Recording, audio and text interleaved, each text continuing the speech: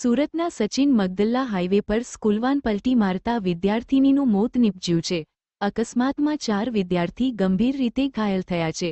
ઘાયલો વિદ્યાર્થીઓને હોસ્પિટલ ખસેડાયા છે। એસીપી, ડીસીપી કક્ષાના અધિકારી ઘટનાસ્થળે પહોંચ્યા છે। રાજ્યમાં અકસ્માતોની સંખ્યા વધી રહી છે। આવામાં સુરતમાં વધુ એક ગંભીર અકસ્માતની ઘટના સામે આવી છે। સુરતમાં સ્કૂલવાન પલટી મારી ગઈ હોવાની ઘટના સામે આવી છે।